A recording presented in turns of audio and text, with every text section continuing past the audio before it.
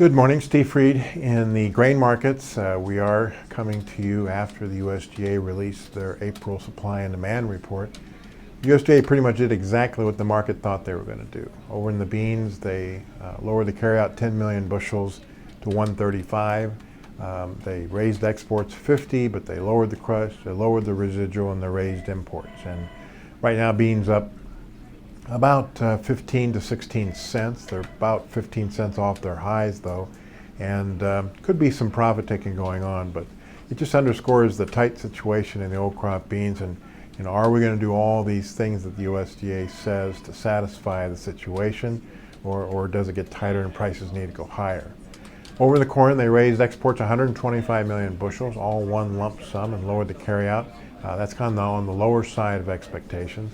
Corn's down about a penny right now. It had been up as much as 15 cents at one point, and so you might be some profit taking in the corn. And again, if we extend down the road and look at the U.S. weather pattern, if it's normal, these corn prices are pretty high. So we touched almost 520 in the corn market, and we'll see if that price holds as far as resistance going into the growing season. The USDA did lower the wheat feed usage and lowered the import numbers. So it was a 25 million bushel increase in U.S. carryout, mostly in hard red winter wheat and soft red winter wheat.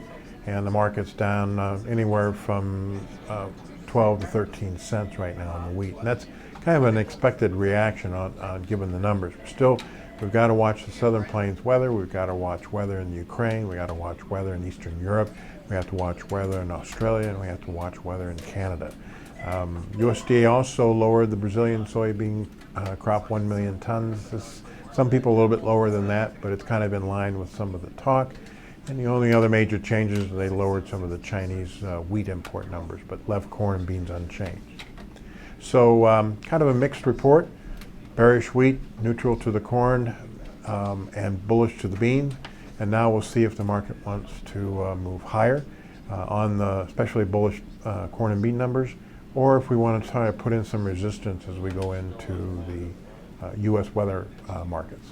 As always, these are my thoughts and not those of ADM or ADM Investor Services, and have a safe and profitable trading day.